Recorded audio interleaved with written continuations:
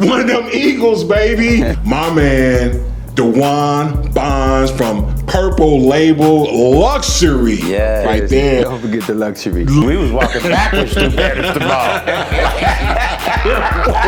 Where they at? COVID hit me, and it hit me at the absolute wrong time. What does it feel like having the #1 football player on speed dial? I don't know, that's Pat. I don't even be tripping. I look at, I'm gonna tell you what he said.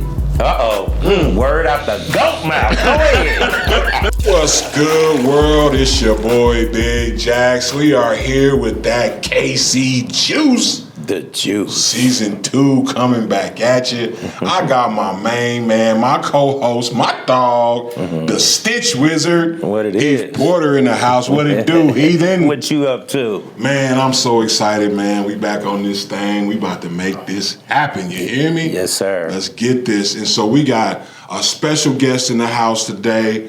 Somebody who I've known for an awful long time. Y'all know one of them Eagles, baby. Yeah, that's right. One of them Eagles. We're going to get to that. My man, Dajuan Bonds from Purple Label Luxury. Yes. Okay, Yeah, barbershop yeah. right there. Don't forget the luxury. Don't forget the luxury. Don't forget the luxury. Dajuan, what's good, bro? Oh, it's all good, brother. Thanks for having me. Man, I'm so glad to have you in here. So, if y'all didn't know, man, I have to set that up, man. My man, Dajuan, is the barber to the pro athlete, bottom line in KC. Like, this dude do everybody. He been doing them. He was going to Chiefs camp when they were still in River Falls. Absolutely, yeah. You know what I'm saying? Wow. That's how long he been going. He been doing this. So he ain't new to this. He been building this for a long time, putting in all that work. Beautiful. So, man, I'm so excited to have you. I'm so proud of you. Yes. When I throw up that eagle, that means something to me. We're going to talk about that too. Yes. That means something to me. So the way I always like to start the show, tell me about your KC roots. Like, what part of town? Like, what elementary school? Okay. Did you go to church? Like, I want to know what's your KC roots? Well, yeah, born and raised in Kansas City. Moved all over the 50s and the 40s and things like that before we moved south. Gotcha. 55th and Highland, 47th and Paseo. 55th and Highland. Off Wayne. Yeah. Just all throughout the all roots through that road. of Kansas City. And, walking and riding my bike through the plaza, all them kind of things. Did a lot of walking back then, a lot of skateboarding and walking, but then eventually end up moving south to, at that particular time, the better side, Right. And my parents made that sacrifice to move out that way. For real. And came out of Ruskin Heights. Yes, sir.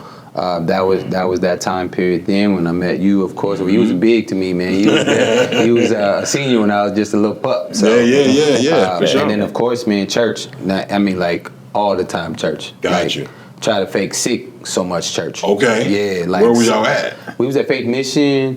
We was at, St. Stephen's. And we went to St. Stephen's at first, then went to Faith Mission. Okay. And then we ended up going to Elder Lambert. At Lambert, yes. I was a minute there. Yeah, that's why you probably look for big. Yeah, Junior and all of them. Yeah. So was there for a little bit, and then ended up going to ECC that was off Trimmer Road. I got you.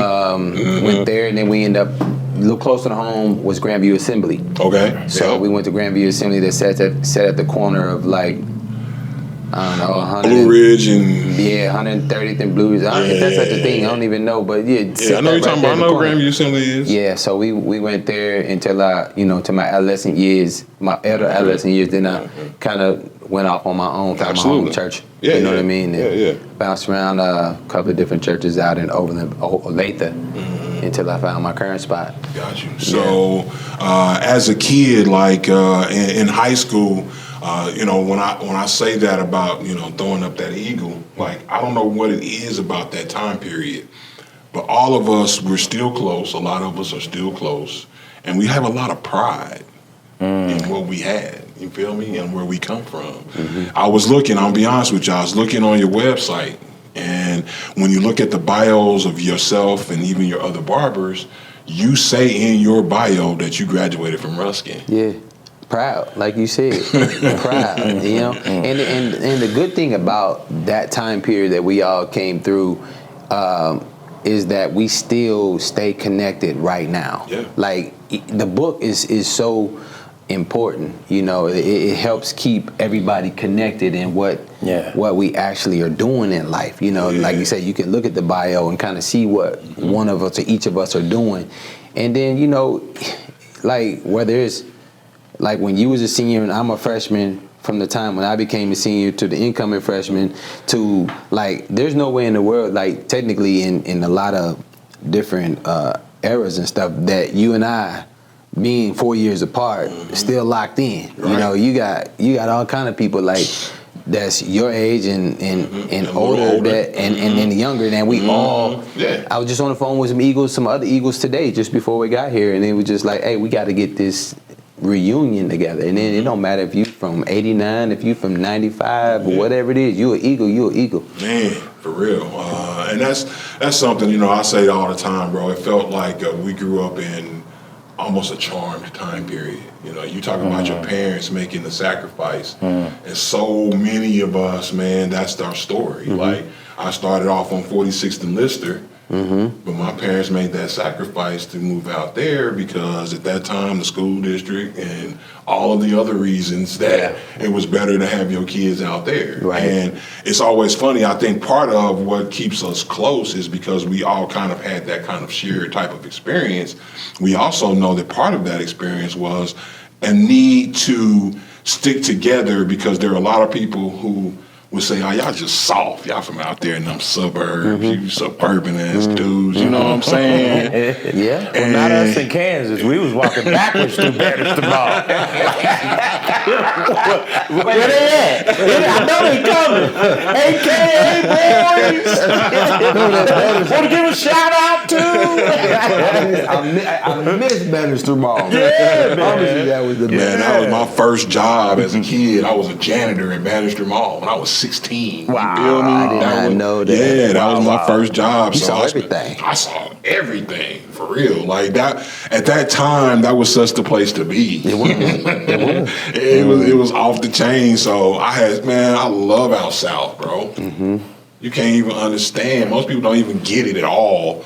Like, why does that matter whether you out there, man, out south, man, that's where I come. That's my roots. Yeah. So I love it. So yeah, you know, that need to stick together in order to make sure that we took care of each other and looked out for each other. I went to Mr. Elliott's funeral. Wow, when? I didn't even know. Yeah, he passed away, man, I guess that had to be 6-7 months ago. No way. Yeah. And I went to his funeral. It was during football season. It absolutely was, because I was at a game and Cyrus Rogers, I see him. who grew up with us in Stratford, because you know we come to Stratford strong. You're gonna claim Kirkside, you know, all the whole outside, all the whole South clicks. But you know, I was with Cyrus that day, and at the game at Ruskin. And he said, man, Mr. Elliott passed. He said he had got the call, or he was making a call to another officer, and that officer was on the scene at Mr. Elliott's house. Wow. Yeah, Wow. yeah. And but having somebody like him, the first black principal in that school district's history. Yes. Wow. During that time. And he was our vice principal. He wasn't even principal then. But he was such our boy. Like, he looked after us. Like, when we be out here getting ready to get in trouble. And, you know, Cyrus was telling a story, and I hate for all my stories to be related to a fight that we had. But Aren't they all? but that's my favorite Mr. Elliott story, is that he was there at center, and we was getting into it. And he knew that it was about to go down after the game was over, and he's standing at the bottom of the bleachers after the game, and he's just like, take it outside, take it outside, take it outside. Everybody that walked past him, just take it outside. And it was that little bit of wisdom that you knew somebody was looking out for you. But he was struggling because he was the only brother around. But he clung to us because it was only 30% black in Ruskin back then. Not like it is now. Like I said, so we can have a chance. So we could have a chance. So it wasn't that many of us, so we was locked tight. Locked tight, bro. I have a question. Yeah. I heard you mention, and I'm looking at your armband, and it Jesus loves. And how has your faith made you into what you are today? Because I think a lot of young cats, they have the dream of being you, because you are the pinnacle of what a man in your situation is. How has that brought you there? How has that gotten you? I'm just thankful for the opportunity that I was given first from my parents in instilling that inside of each and every one of us. It was no way around. Wow. Going to church and making the Lord the center of your life back then. Like I said, I tried to fake sick and I tried to, but the foundation was set a long time ago. So, you may drift and you may go through tribulations and things like that in life. But I contribute a lot of my success to my faith and my belief in the Lord, because I'm not saying this lightly, but without him hardly anything is possible. There you go. All things through him is how I believe, you know what I mean? And I put God first in everything. I give thanks in everything. And, first and foremost, I tithe. So I don't miss that. I tithe first. So I can keep keys to success. Keep having that overflow. You know what I mean? So that's where it comes from. Wow. Yeah, train up a child in the way he should go. He will not depart from it. He will not depart. So that those parents and that's what I say too. Our growing up, our time. When we're talking about our parents making those sacrifices, and I think about my neighborhood. When I think about Tony King's pops. When I think about J.J. Harris, Mr. Harris, when I think about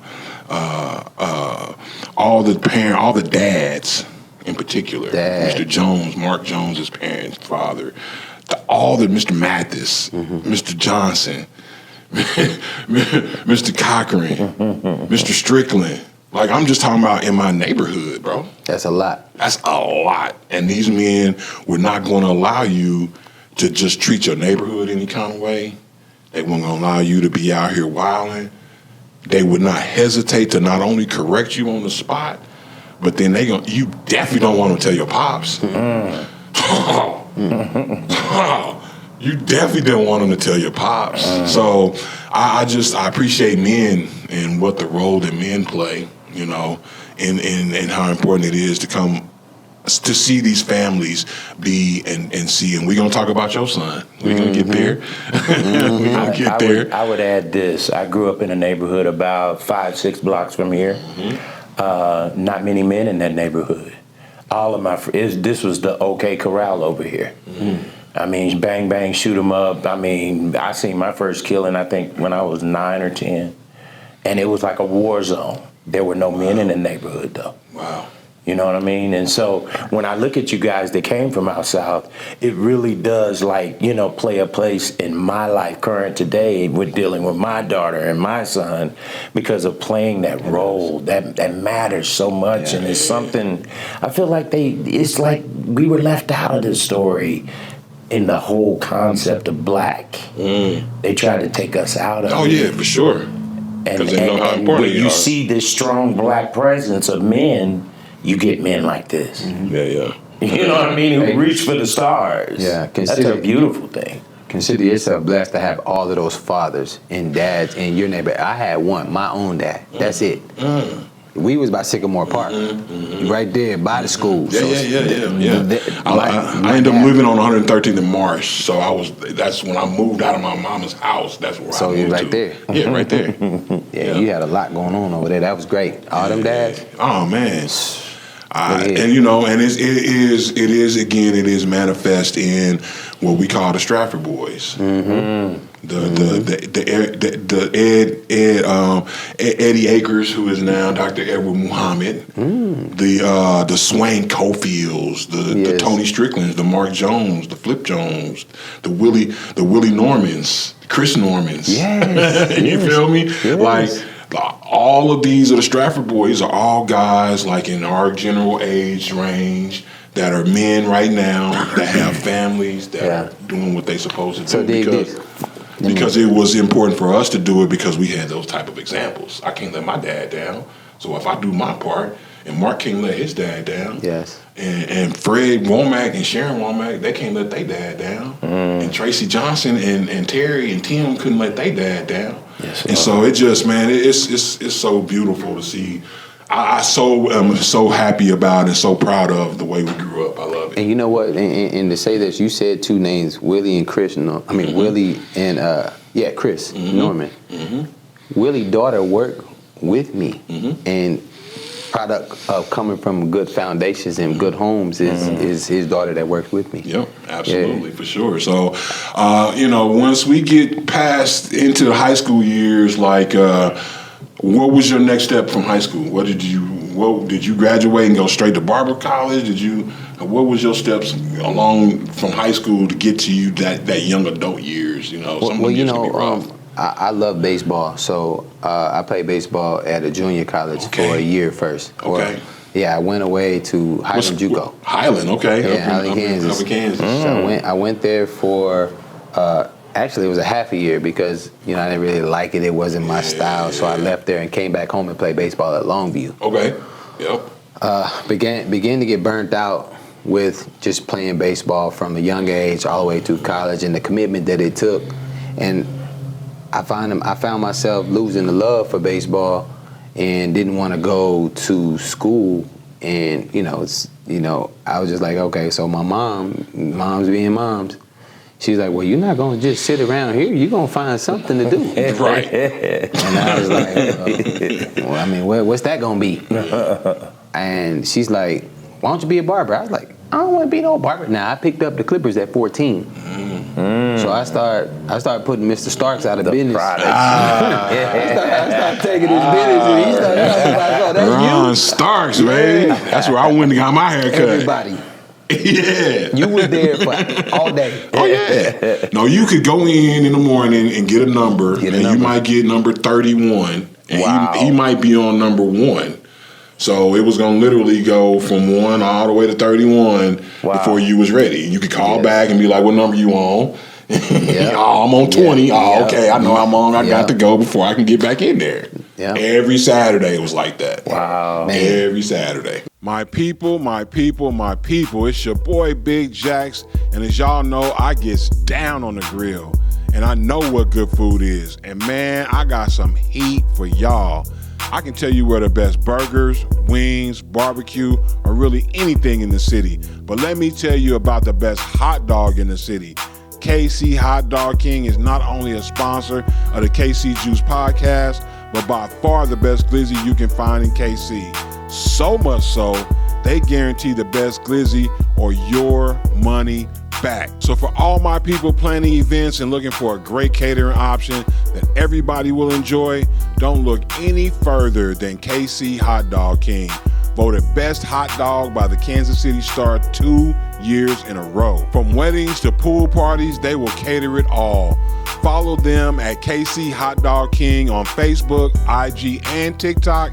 And if you want to book them, call them at 816-287-1583 or shoot them an email at kchotdogking@gmail.com. Tell them Big Jax and the Juice sent you. Big love to KC Hot Dog King for holding us down with the best glizzies in the city. Yep, we was walking there. Yeah. Walking. Because, and the reason I became a barber is because the money wasn't there to get a cut. Once we got 13, 14 years old, me and my brother, we was trying to look a little more presentable. But the funds wasn't there to get a haircut as often as we thought. So mom had a pair of clippers in the house. Yeah. So then I picked up the clippers and began to play with them at 14. So end up going to school. Or trying to going to school. Mom said, no, you need to figure out what you're going to do. You're not going to just sit around here and become a barber. I was like, nah, I'm not trying to be no barber. But Mom pulled me by my ear and took me down to the barber college, where I began to practice and hone in on that skill of becoming a barber. I did go to barber school at Elamar. Down on 12th in Brooklyn. And, another mama. Kansas City classic. Another mama. Miss Mac. Miss Mac, yeah. She's not playing. No. Not at all. So I had...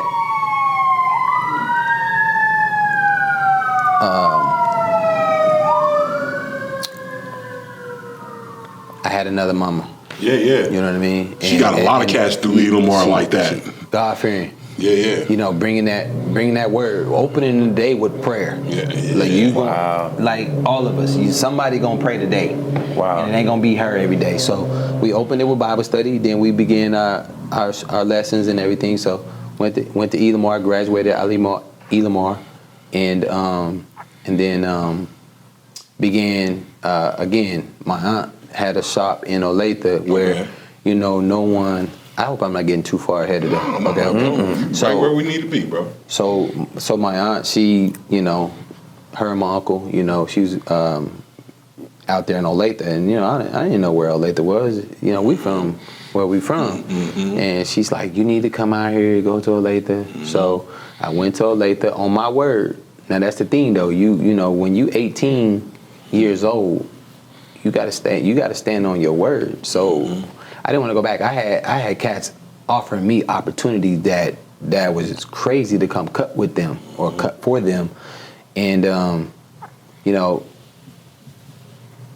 I ended up sticking with my word and going to Olathe, and one by one, head by head, slow as it was, ended up building the clientele to the point where I was able to forcefully, I'm grateful for the mentor that I had met at that particular time, that at 18, 19 years old, I was probably 19 when I was graduated by then, and I didn't know nothing about opening up my own business, but I happened to meet a guy who held my hand and helped me with signing my first contract to open up my first barbershop. Wow. What was his name? Who was that? His name was Henry Gary. Okay. Henry Gary, I know later. He was like my first mentor at that time, and then throughout, working and meeting a lot of different people, my ability to discern and see and understand where to take wisdom from really kicked in. He was one that I was able to lock in with, along with a few others that have helped me tremendously through my journey. Okay. What would you say? And you did this at 18? I had to. Here's the deal with it. At 19, I want to say I was 19, my aunt, by the time I began to work and really build my clientele, I was 19 years old, and then my aunt decided she was done. Like I'm closing down my salon. And at that time, I had to go get my own barbershop. That's when I opened up Naps at 19 years old. So I had to open Naps with the help of Mr. Gary. He helped me out, signed my lease, began to decorate and make the barbershop. The barbershop, the foundation, the cornerstone of the black community. The black. And like you said, it kind of that being a barber and getting into that business and learning that skill is so undervalued. So undervalued. And it's funny, I see so many barbers that they have, like you, been in for a long time and have built their clientele, and they are very comfortable doing what they do. You get to pretty much decide your hours. If you can't get there, you can't get there. You got to be professional. Right. If you're supposed to be there, you're supposed to be there. But I appreciate it, and there's no place in the world like the barbershop. None. It's so rich in so many words. I mean, so many ways. Like it's so helpful and rich that you learn so much. I oftentimes miss the era of that we had of the take a number or waiting, but everything today has become appointment. But see, sitting there and getting the culture from the barbershop and learning so much from just sitting there, and hopefully you're in the right atmosphere. You know what I mean? But also too, depending on how you were raised, you know what your ears are supposed to hear and to receive. You know what I mean? So it was a lot that was learned. I mean, to this day, I got some of my same clients that were from that era of sitting and waiting to like remembering, like, man, I remember y'all don't even understand how much y'all helped me, you know, from just being in the barbershop for 2, 3, 4 hours, you know. So it's rich. You can learn a lot. So hearing homeboys say Martin Luther King, I'm coming to America. Yeah. I ain't walking with you on that one, Eddie. You know what I'm saying? Yeah, that's for real. It's learn funny. things from that there. Yeah, truthfully. You can learn what's going on in the city. You can learn what's the next hottest thing that's happening for the weekend. You can learn from the kids what's going on with this next generation. It's funny, I go to the Barber Lounge on 75th and Truce. Charles Dorsey, Deuce. Yes. Deuce cuts my hair. Wow, okay. Yeah. So when I'm in the shop with Deuces, Dave, who's in there, who's one of the owners as well, there's a guy named John. And when we go there, usually we in there on a Saturday morning, 9 times out of 10. My wife goes, my grandson goes, we all 3 getting our hair cut on Saturday morning. John will come in with a lunch bag, bro. Put his lunch bag in the refrigerator. He got his backpack with him, and he sits down. And that's what he does on Saturday. He goes to the barbershop. He ain't getting a cut. He just goes to and the conversation never stops. Yeah. And we're gonna talk about everything under the sun. That's awesome. And it was funny when I was walking out the last time, and we were in a hurry, and we had to leave, and he was like, "Man, you ain't gonna stick around?" Because we got some stuff to talk about. Right. You know what I'm saying? Right. Like, it's just the barbershop, man. Yeah. It's just nothing like it, and what it does for us culturally is so different. It's unique. It's not sports clips. Yes. And even in the appointment setting era, it's still, because we do have an appointment. Yes.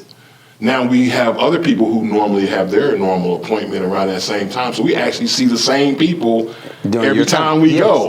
Yeah. So we've developed friends and people that we are extra cool with. And the lady comes in and she sells cakes. Wow. And my grandson can't wait to see that lady with the cakes. Papa, can I get a cake? Every time. So it is something about the barbershop, man, that as a barber, for one, how good it makes you feel as a man when you, because I'm the guy that I'm going to close my eyes like 90% of the time while I'm in the chair, because I don't want to move. I just want to kind of let it relax. I don't care what it looks like until he's done, because it don't really matter. And when he's finished and he think it looks good, he gonna show me the mirror. Right. And he knows what I want, and when it's ready, he gonna show it to me. So I don't even worry about none of that. I ain't trying to sneak a peek. I'm just comfortable. You there? I'm just comfortable. I'm just there, relaxed. And so, like I said, I appreciate a barber like crazy, man. I grew up with some of the best, and it's something. And so that's why when I see you are able to put in that kind of work and get yourself in a position, and how blessed you are to be in that position, to have gained the clientele that you gained.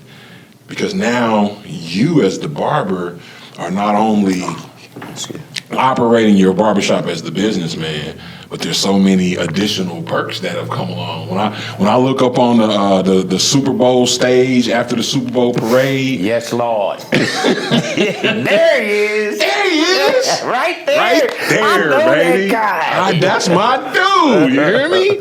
Right. I gotta ask. Can I be the one to ask? Yeah.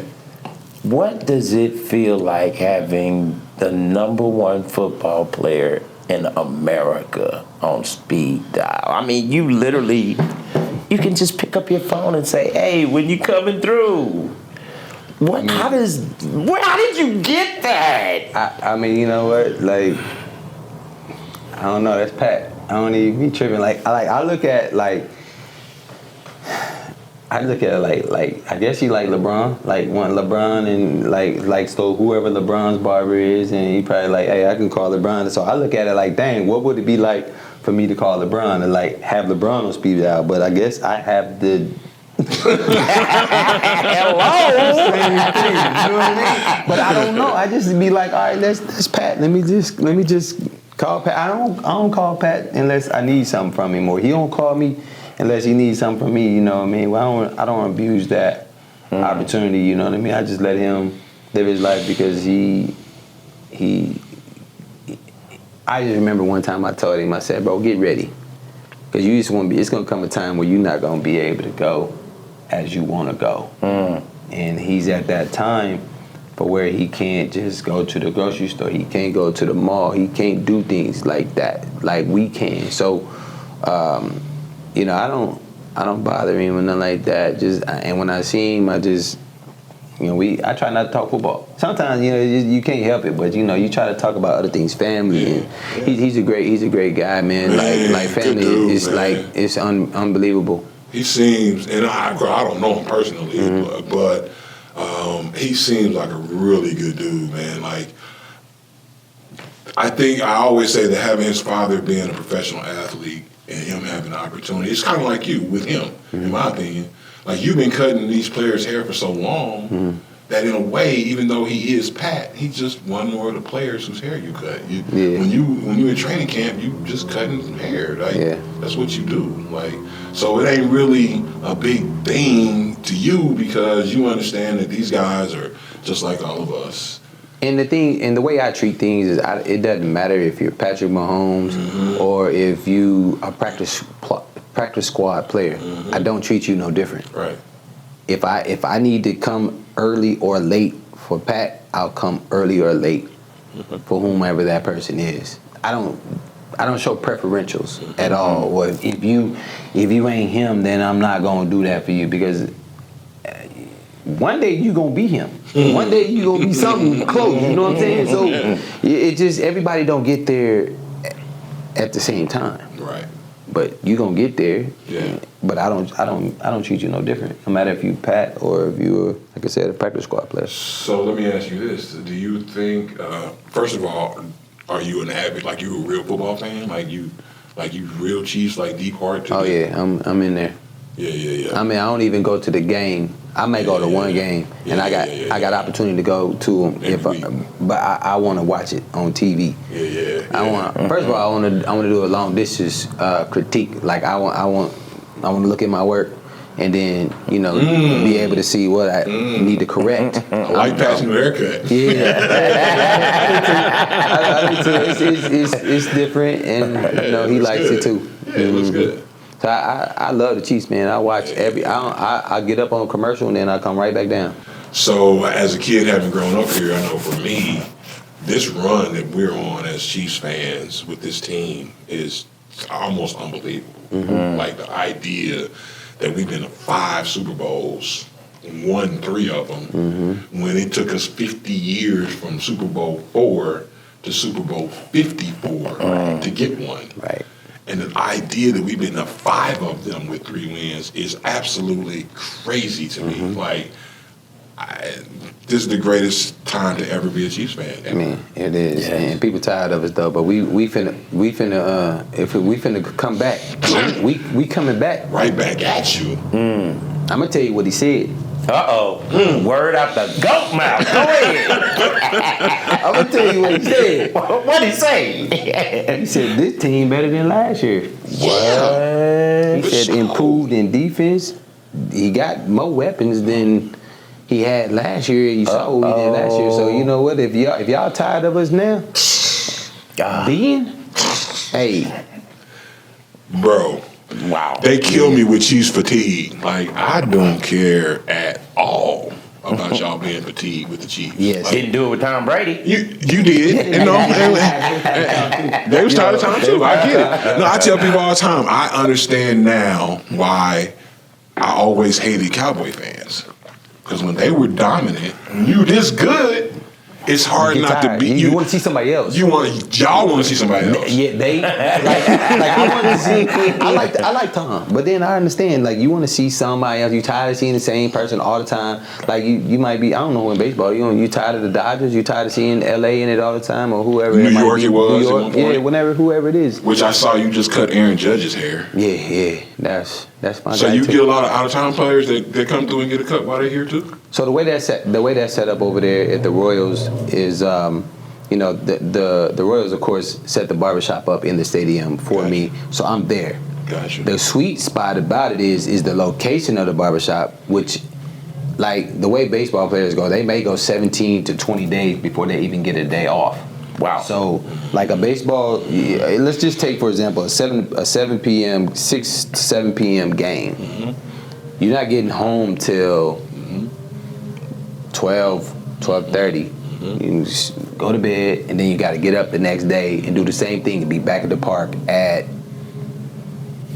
what time they got to be there? 1, yeah. You got to be there at 1 or 2. Yeah, for batting practice. For practice, Yeah. which you have practice every day before the game at 6. Yeah. So where does that leave time for grooming? Right. So the sweet spot about where the barbershop is at the Royals Stadium is the visiting team has to come off the elevator and they cross the barbering room and they see me, and the first thing if you all about your cut and you all about your look, you be like, oh man, barbershop? That's what they say. Barbershop.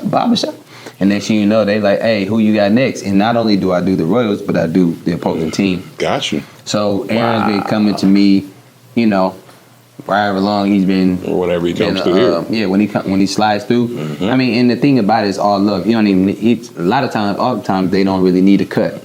But I guess You it's sit down in the chair and enjoy the barbershop. and my energy must be something. I'm not trying to.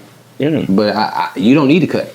Right. You don't need a cut. You had a cut 3 days ago. But you want to come and rock with me. You know what I'm saying? So I'll be able to brush you up, tighten you up, things like that. So I've been doing it for the Royals for 16 years. Yeah. Oh my, I didn't know that. Yeah, the Haas. Wow, bro. The Haas. 16, the highs, yeah. Like I remember his first day Zoom. up. Yeah. With Dyson, this dude was inventing cuts that people was talking about on TV. Yeah. Like I'm seeing the announcers talking about, he got the Zoom cut, and it's him. Yeah. Like this boy bad, man. It's bad boy, man. It's bad boy. So I'm not to ask and get into the money side, but do they tip good? Oh, well, real good. Oh, I bet they do. Real good. I'm buying rollies and Benzes. Wow. I mean, it's like that. Wow. So, I mean, but again, like for the youth out there watching, you can definitely do a lot from behind the chair. Yeah. But you can't go straight for the athlete. It don't work like that. You gotta start from the bottom. Prove yourself worthy. Yeah, you gotta start from the bottom, and then when that comes, cherish that opportunity. Make sure you do the right thing. Right. Don't gouge. No. Don't gouge. No. And there's a lot of gouging going on right now. Yeah, it's a different era. Yeah. It's something about this appointment era. This area, this generation of guys is different than us too. I talked to my son about that. Like they go out to the club and they pop bottles. We popped the bottle at the crib before we got to the club. You know what I'm saying? And they might get it 1 or 2 of them in too, but then they can actually go and spend the $300-$400 and get a section. And it might be like, I might all come together. I ain't saying that, but you couldn't have talked 10 of us into buying a $300 section at the club in Kansas City. No. You couldn't see what enough you could say. No. See y'all. See, I'm out. I'm gonna be standing out here with the free part, with the part for my $10 or whatever I paid to get in, and I'm gonna buy my 2 drinks or whatever I'm gonna buy, and that's about it. These guys live it, and so I mean, if you can get a dude to pay you a little extra for that cut, because he want to look crispy in his section. You feel me? Yeah. And if you have proven, which is what you're talking about, the idea that you can't start with the athletes, that you got to cut everybody. You got to learn the trade. You got to apply your skill. You got to develop that. You got to cut every single head that come in there. You got to treat everybody the same, because just like you said, people like Aaron Judge, who by the way was the Major League Baseball MVP last year. Nice. Hey everybody, it's your boy Big Jax. Man, I want to thank every single one of y'all for coming along this ride and jumping in this KC Juice with us, becoming part of this KC Juice family. Make sure you go and like, subscribe, and drop any comments down below. We appreciate every person out there checking us out. And we definitely got to give shouts out to the Chop Shop, where we have the official KC Juice merchandise. Man, y'all go and get this new merch. Go to chopshopkc.com. That's chopshopkc.com. Pick up all your official KC Juice merch. Shouts out to the Chop Shop. They got the best embroidery, screen printing, signs, banners, graphics, anything you need. They're the ones that hook you up. ChopShopKC.com. Once again, we thank you for your sponsorship. Thank you for all your love. It's your boy Big Jax. Peace. Plays for the Yankees. This dude plays in New York, bro. Like, he don't need a cut, but he still wants to come by and get a cut from you because of your level of professionalism and your understanding and appreciation for how that situation makes him feel is what he's really there for at that point. He ain't there because he needed the cut. He there because I just want to sit in that chair and rap with my boy. Catch up. How you been? It's been a year. So do they ask you specifically for something, or they like, do your thing? You know, how does that work? I can pretty much get go on what they have, what the guidelines. I've had to look at your head, and you just recently got a haircut, so that's pretty much what I can go on, what they got, and then I'll just follow suit, but I'll tell them what I think. Like, hey, this side is a little different. You mind if I? And no, they trust me, so they're like, yo, do your thing. We understand. You've been here for however long you've been here. You've been here throughout the course of my career, so it's pretty much a trust thing. Wow. Yeah. So then, when we talk about naps, when did you make the transition to Purple Label? Like, I know that was an upgrade for you. Right. When did that happen? Well, let me give you a little bit of the backstory before because Naps was a two-man shop. Gotcha. And my ace, one of my first hire, who's still with me today, 28 years loyal. Wow. You know, like, I'm trying to run a business. Even though you're my brother, I had to let him go. I had to let him go for the sake of running good business. So I hired another barber to replace him. And then I started traveling a lot. So when I was traveling, going back and forth from Florida to California to New York with players, I was leaving my chair vacant. You know what I mean? And I called up on him and I was like, yo, can I get you to fill my spot? I mean, I was gone every weekend. So I was like, yo, I need you to cut on my chair on Fridays and Saturdays. And so he filled my chair for me. But then it got to the point and I was like, yo, we all three need to be together. We all three need to be together. So I was like, okay, let's talk about moving. I started talking about moving in 2009. Okay. That was the worst time in our economy. It was really, really bad. Mortgage crisis, It was all of bad. it. You couldn't buy pizza. Gas was crazy. So one of my clients was like, yo, you know, like, what are you doing? Why would you do this right now? My faith, I believe it's gonna be all right. So I made the move. 2009, opened up, signed the lease and opened up 8-man barbershop in Purple Label. So Purple Label, a lot of people was like, Naps went out of business. No, Naps expanded. Purple Label by Naps. Purple Label luxury, like you say. Yeah, can't forget that. So Naps. By Naps. Yeah, I saw that. Yeah. Yeah, I was peeping all that, you know what I mean? Because that does speak to intention. Like, Naps didn't go out of business. No. Nothing happened to Naps. I just expanded to another level. I just went up. I went from 2-man to sweatpants. 8-man. Yeah, from sweatpants to slacks. I mean, you got to do that. I mean, it's called growth. That's so huge. Yeah. Is growth. And, I always talk about giving people room for growth. Because sometimes, we want to keep people where we have them. Right. Right. And you got to give a person room to grow so they can. When I was in college, everybody had a fish tank. That was the big thing, because you could have a fish tank in your room, in the dorms. And my favorite fish is an Oscar. Because if you the bigger the tank you put an Oscar in, the bigger he gonna grow. The bigger he gonna get. Every time. If you keep him in a smaller tank, he's not gonna get as big. He's gonna get to a point where that's all he can go.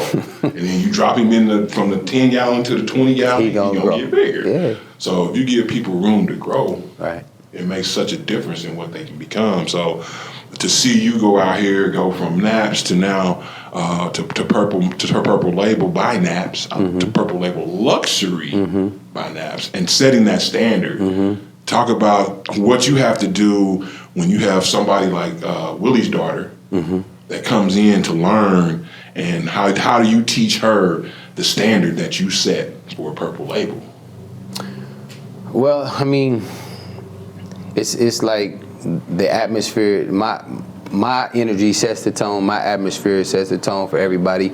The way I conduct myself, it's like when you go into someone's home and it's really, really nice. Oftentimes, you got to say, "Hey, do I need to take my shoes off?" You know what I mean? Should I take my shoes off? So that's the respect thing. So like the way I conduct my business, that's how they kind of know that I don't swear, I don't cuss, I'm not doing none of that in my place of business. My music is not offensive by any means. I'm playing jazz 4 days out of the week, and then I might let them turn it up a little bit, but it's all clean because I want to make sure that I set a good precedence for my customers that they feel like. That's why I said, you know, like the presentation, the way I work, the way I dress at work is important too, because I got us.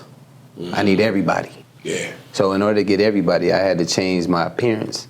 So sweatpants and fitted hats, that's for when I'm not at work. When I'm at work, I'm in slacks and I'm about business. Wow. I might laugh. While you're cutting. Actually, it don't stick to you. The hair don't stick to the dress shirt like it do the t-shirt. So I take the t-shirt off, put the dress shirt on, and then me and you were talking as my employee. But when that money comes through the door, there's no more talking. Not to you. Better go talk to them so I can go ahead and make sure I give them proper service. Yeah. I mean, like customer service is so important. It's so important. Yeah. And today I went to the Cascade Hotel. I don't even know the young lady's name. Tell you something. She was sharp, and her customer service skills was unmatched. And you know what? I bet you she was 25. And you know what? That's almost lost art right now. Yeah. Because these kids nowadays don't have that. Yeah. They're entitled. And so for me to see that through there, I wanted to take her. I wanted to go. I wanted to hire her to work for me at my barbershop. You know what I mean? Run my phones and answer my phone and things like that. But it's important, you know, that they take a look at the example in me in order for them to know how they're supposed to conduct themselves. Yeah. And you know, when you talk about looking at the example in you and how they conduct themselves, I just love when I'm watching you on social media to see your son and to see him coming along and developing his skill, and he's serious about it. No, he's locked in. Yeah. He's locked in. He's the real thing. And I know that's got to be like the best feeling in the world, bro. Well, you know, all the money that I spent in him in athletics, you know, I was kind of crushed that he just walked away from it, you know. But you want your child to do what they love doing. And I didn't have any idea that he wanted to be like for me to have set that good of an example and him watch me not knowing. But see, they watching. Man. Y'all, parents, they watching. Yeah. So at the end of the day, for me to find out that he wanted to do that, he went away to college, he had that whole experience and everything like that, and he's like, you know what, I got my fix. That ain't what I want to do. I want to be a barber. And I was like, well, shoot, let's go. Let's go. Well, you know, let's get it. Let me show you. You know what I mean? So, you know, it's definitely a good feeling to see my son want to follow in my footsteps, and then actually the legacy that we gonna have together, and let him take on as I transition, because I'm embarking on this 30 in the game. Yeah. So we gonna go ahead and let him with that young mind and be able to help with this technology thing and all this this right here, that we can take it. You know, like I want to bring people that's in the other states into the barbershop, and I know he know how to do that with this right here, and then we can get some money off that. Yeah, you have people traveling in to come. Well, they do that. That's what's crazy. Like they do. Speaking of traveling, it's like I get people in the barbershop all the time that request me for the haircut, and they talking about they're doing a stadium tour, and they want to do everything that is chief related, and I become a part of the chief relation. Like, we're gonna go to take a tour at Arrowhead, we're gonna go see this, and we're gonna see that, and also we got to get a haircut where Patrick gets a haircut at, and it's crazy. Wow. It's like they're traveling from everywhere, and I'm like, yo, this is a party to stop Purple Label. Yeah. So How does that feel, bro? It feels good. It feels good. I'm like, wait, y'all come here. Wait, you mean to tell me? And then even if I don't be the one to do it, They just want to be. they want to be in the same shop. in the same shop. Take all that energy in, then I'll take a picture with them and whatnot. Wow. That is so cool to me, right there. You're a part of the traveling show that is the Chiefs. Like people come here, and you know, one thing I love this town. Like I love KC, and so for us, it's so good that the Chiefs are able to do what they're doing because it does bring people. You know, there are going to be kids that grew up that are Chiefs fans from everywhere in the country because success always breeds that. Like I can remember growing up as a kid, I knew every player that played for the Pittsburgh Steelers. Terry Bradshaw, Lynn Swann, Rocky Blyer, Franco Harris, Joe Green. I cut Lynn Swann. Oh. No. Wow. I hit Lynn You see Swann. what I'm saying? Yeah. So Have you ever cut Barack Obama? No, that would be cool. No, that would be one. I mean, president? Yeah. That's crazy. yeah, so you know, and a kid in Kansas City that was somewhat of I had a black and gold Pittsburgh Steelers colored jacket because they were winning. It was one of them. That was on the dynasty. They was doing what the Chiefs are doing right now. Right. They won 4 Super Bowls in 6 years, something like that. Like they was winning. So what we're seeing from the Chiefs right now with a player like Patrick Mahomes, who is literally the face of the biggest sport in the world. Like, Yes. Like I tell people all the time, in 2023, 2 years ago, the top 100 shows on television for that year, as far as ratings are concerned, NFL was 93 of them. Wow. 93 out of 100? That's crazy Yeah, how it is. big football is. And so to be even connected to that in that way, you know, is just to have that spotlight shined on us after all those years of, you know, Oh man, disappointment. mediocre. And they were bad. Bad. Brown bags on your head. You talk about my senior year of high school, I can remember, and I tell this story all the time, being at Arrowhead and the announced attendance was 11,000 people. on 80,000 Out of stadium. 80,000. And those tickets, the reason I was there is because Western Auto, the before Advanced Auto Parts, Right, Western Auto. Western Auto would go out and buy up a bunch of Chiefs tickets, and then they would give them to high school football Where you teams. bought your Sparkomatic radio from. Oh, exactly. You in them hubcaps. Yeah, that little trash can thing you put on the hump in the middle. You know what I'm saying? Drink holder. Exactly. But they would go and give these tickets to these high school players, and so literally, I'm in Arrowhead. They was playing Pittsburgh, and it was 11,000 people was the announced attendance at this game. That's how bad they were. They were terrible. Yes. And so to go from that to what we have now, like, wow, man, that's beautiful. So once again, you guys are locked in. It is that KC Juice. I got my main man, Dajuan Bonds, in the house with us. My co-host, Heath Porter, the Stitch Wizard. Man, Yes, sir. I love it. I love it. This is what we do. So right now, like I said, I love seeing your son developing what he is, you know, and doing what he's doing. You talk about this next generation and that legacy. That's so important, man, is being able to pass on what we do to this next generation of kids so that we can continue to see our community. Right. Our community continue to grow, and that's so important. What do you see out here with this younger generation? Because we just said, you know, customer service is becoming such a lost art. I think I was just hearing another report here recently about the idea of what social media, in terms of how it was engineered to keep these kids' attention. Like it hits cells in your brain, literally. That keep you locked in. Yes. It's not just by happenstance that happens. And so when kids get kind of locked into there, sometimes they miss those interpersonal skills. And that's what we've been talking about is the thing that makes the difference for you. It is. That interpersonal ability to have that interpersonal contact. Right. You know, it's all of that what you said, but then you had said something earlier about sitting there and getting your hair cut with your eyes closed. You know what I mean? Just relaxing and taking it all in. I wish I had more clients like you. More people is in their phone the whole time they getting their hair cut. I gotta try to cut around all of this, that. Wow. And then sometimes you might be like, well, I'm on a time scan. I gotta get to. But put your phone down so I can hurry up and get through. Put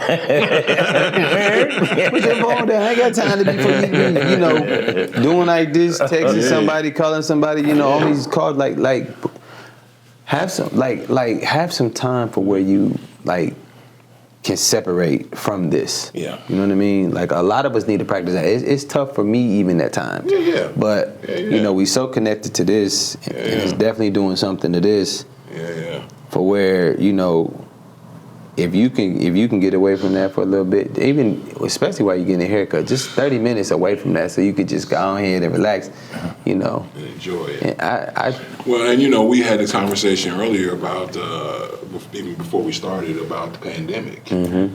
And as real as that whole COVID situation was, it was very real. And the number of lives that we lost and people that we lost was just unbelievable, man. And tragic. Yeah. Tragic.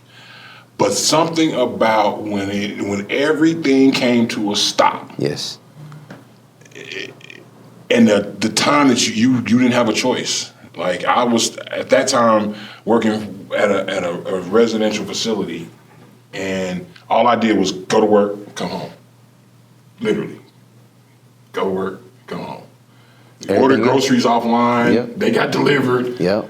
And so my whole family is there, and it just brought us together in ways that you would have never even understood. Right. And so I think that's part of that ability to just stop. It's very hard. It's difficult. Yeah, it was a difficult time, and some good things came about through COVID, and then we got DoorDash. I mean, I don't mess with it, but also we lost jobs. People lost jobs because of the way people started to do without. Corporations, went to working from home, all kind of things. Like, there were so many things, but like you said, for us to be. I mean, I loved it. I loved just the bonding time that we had at home during that time. Just stop. You can't do nothing but the grocery store and Home Depot. That's it. Everything else was locked down. Yeah. The mall, that hurt me though, because that hurt me bad. I was like, but okay, cool. I can't go to the mall. That's fine. But just to be home and bond with my family was. Like I said, I mean, we can do that once a year. We can clean shut it all down. Because there was no, we didn't have no flu. Yeah, nah. It wasn't none of that. Because you was masked up. You was masked up. Everybody was washing their hands. Everybody was washing their hands like crazy. So it wasn't no germs. I mean, everything was sanitized. Wipes was hard to get. Sanitation was hard to find. Man. Yeah. So that was. I mean, we can get back to cleaning, and now people don't even wash their hands no more. Man.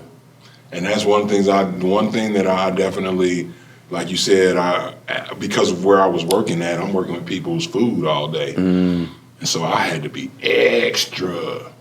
And you talk about 80-year-old, 90-year-old people. Yeah, you didn't want to. I did not want to be what you wasn't going to do and say that I was the reason that somebody's grandma didn't make it through COVID. Yes. So I was like vigilant with that. But then I think about one of my favorite days during that time. Me and my family are at home, and they said it was a National Ice Cream Day. And there's a Godiva store in the mall in St. Louis. This is my favorite ice cream in the world. They got the best chocolate ice cream, soft serve, with a piece of Godiva chocolate on the top. We left here. We decided that morning. I remember that. We gonna go to St. Louis and get us some ice cream.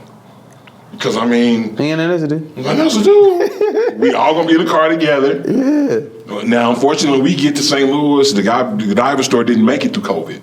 Wow. It was when the mall, it just kind of opened up. Yeah. You still had to be socially distant. You still had to be masked up. You had to do all that, but it was open. Yeah. They didn't make it through. Okay. And so we ended up going to Ben and Jerry's because I love Ben and Jerry's because they're very socially conscious. They support us. Okay. So if I can't have what I want, I'm going to go support somebody who does support There me you go. because they got an actual store down there. Okay. But the idea that we just said, hey, as a That- family, we're going to jump in this van, Roll out. roll out to St. Louis and get some ice cream. Because we cooped up in this Because we crib. cooped up and we might as Might as well, well. if we don't spend some time together like we are, We we ain't- might as well be on the road, get some ice cream, come on. Yeah, That's yeah, what. So yeah. stuff I like, like that, that. man, you know, people don't think about it in that cold. And you said you went through a pretty good experience, a pretty bad experience with COVID, is that right? Yeah, man, COVID hit me, and it hit me at the absolute worst, wrong time that you can hit it. You know, I call myself doing everything, you know, to prevent getting it, but, you know, somehow I came in contact with it, and it was during right before the Super Bowl. Oh, wow. So Remember now. yeah, so Oh, it was so wild that that they had me set up to do haircuts at the stadium because we were playing football games with no fans. Yeah. So I mean, Yeah. so they had the whole COVID set up outside. Yeah. They were like, Pat was like, hey, you know, I got my barber coming in, so I lined up my whole barber chair, took it over there, and they had the whole barber room set up. I had tested 2 days before. They wanted me to test 3 days straight. I tested 2 days negative. And then the third day, you know, I tested and then I was waiting on my results, but they was like, no, go ahead, you're fine. You tested fine the first 2 days. So go ahead and get started, get your haircut set up, we get everything rolling. So I'm in the head. He comes up, the guy comes up and he's like, hey, you tested positive for COVID. I'm cutting, because I'm like, I know he ain't talking to me. He gotta be talking to one of them other people. And he's like, you hear what I said? I said, who, me? Who, me? I feel fine. What you mean? I feel fine. Ain't wrong with me. Yeah. Well, maybe it's a false negative. I mean, we're going to test you again. But after you get that with this haircut, you're done. Here we had to go. So went, tested again, came back. He was like, yeah, bro, you positive. So Pat was next.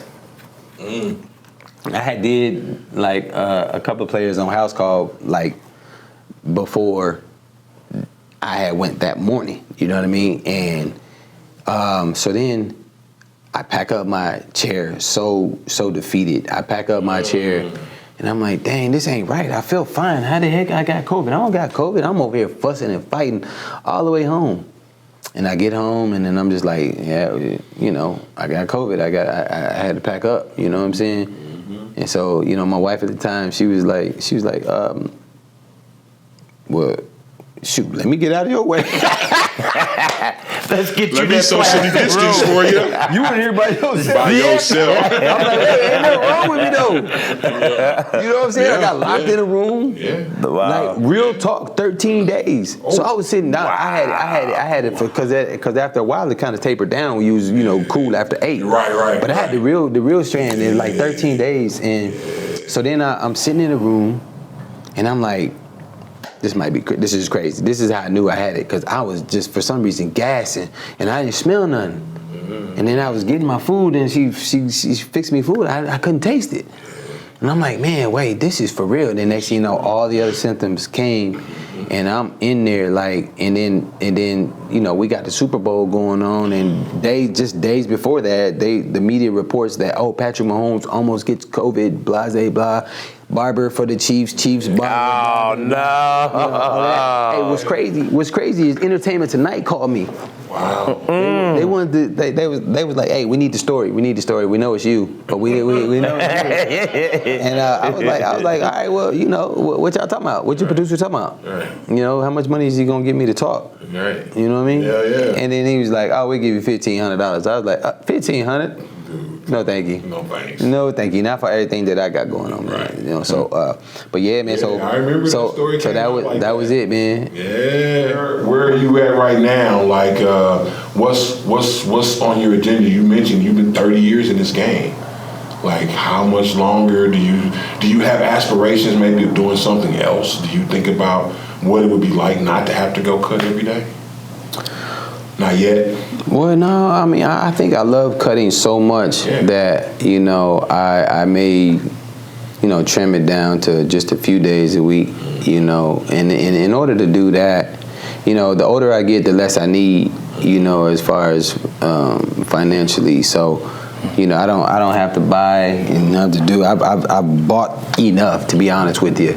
So, you know, if I can trim it down to just a few days a week, and then maybe, you know, go hard for 3 days, but then, you know, with losing those 2 working days, then I would, you know, probably increase my prices just for a little bit, and then it's like it kind of almost balances. So I got, you know, 3 days to work, 3 days of rest, or 4 days of rest, and then, but then even if, you know, beyond that, you know, I like teaching, so I might jump off into the school part, you know, maybe try to get that Purple Label Barber Institute. Nice. Yeah. Nice. So that might be, you know, what's next. I got you. Looking for investors. Looking for investors. Yeah, and that's you know, that's where we are in life now, bro. Like, you talk about me being a senior, you being a freshman, like, we real grown men now. We at that point in life where you start to evaluate, you know, what is going to be your long term here, because you really don't got that as much time in front of you as we got behind for us, sure. You know, so and we have learned through our lives that time is so valuable, and that opportunity. That's why you work as hard as you do, and so it gives you opportunity to have options. Yes. And when you don't gotta go hit it every day, man, that's a beautiful option. Yeah. You're right. You know, and that's, it's all in your preparation. Yeah. It's you know, like, I see young barbers, you know, going to work like they already made it, and you been in the game for only a year or 2. I mean, you gotta grind. You gotta grind and build it, and then maintain it. Yeah. So, you know, I'm still grinding. I'm still, you know, 8 to 5. You know, but I work hard through that time that I'm there. 3 days, whether it's 3 days or whether it's 4 days. I mean, you know, whatever it is, I'm giving it my all while I'm there. And then, you know, hey, I play when I'm done. Yes, sir. Yeah. Have a good time too, boy. Well, I tell you what, man, it has been such a pleasure, man, having you on with me. Yeah, thanks. I appreciate you so much. And we're going to do everything. Tell the people about Purple Label, where it's at. So if it's not you, if it's one of your other barbers, you got many skilled people in there with you. Your son's in there. You know, you got people in there. Where's the shop at? How can they get in contact with you in order to try to come in there and get them an appointment, get them a luxury cut? Okay, well, hey, Purple Label Barbershop is located in Overland Park, 11934 West 119th Street.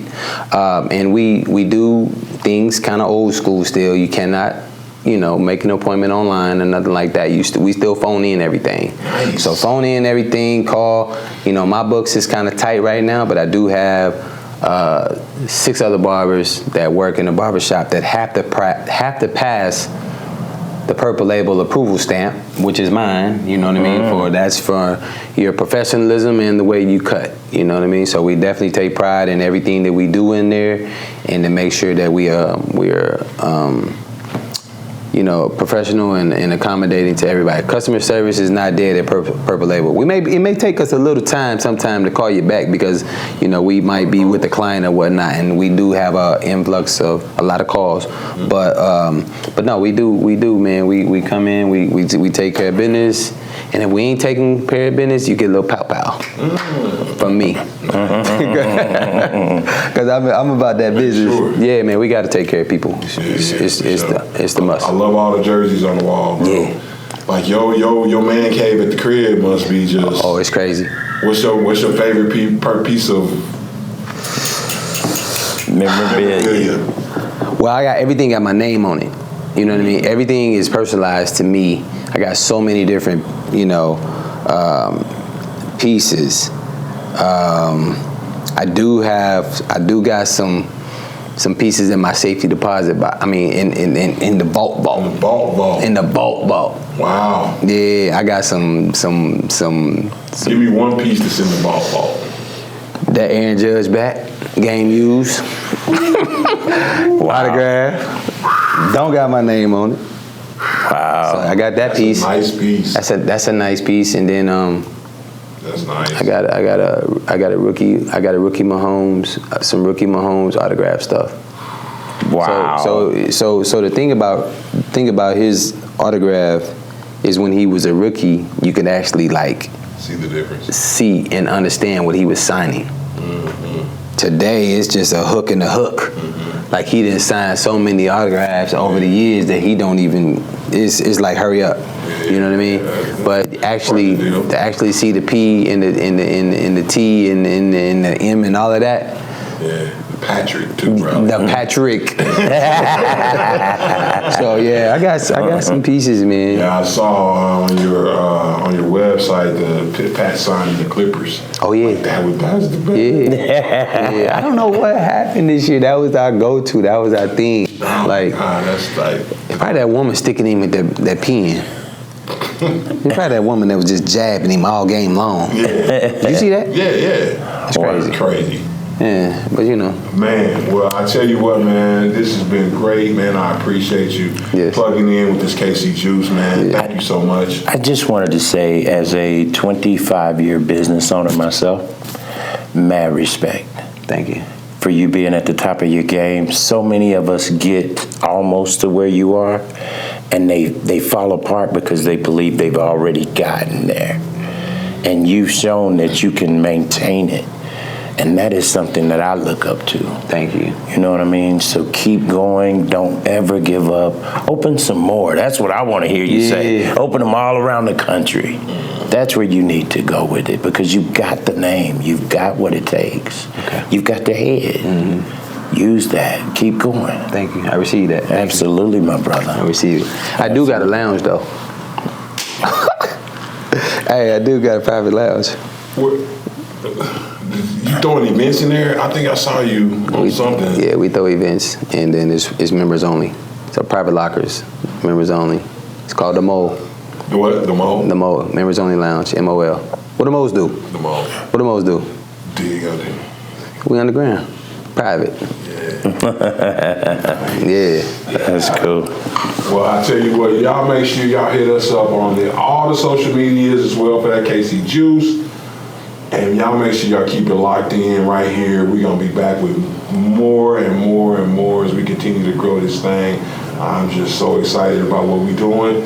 Once again, it's your boy Big Jax, my man, the Stitch Wizard, Heath Porter. That's what it is. And I appreciate everybody out there checking us out. Y'all make sure y'all go like, subscribe, and comment on this video. Yes. Y'all can help us continue to grow and keep this thing moving with that KC Juice. That all right, y'all. As I always say, in the words of the great man, my man Dajuan, remember, love makes the difference. It's your boy Big Jax. We are out. Peace. KC Juice.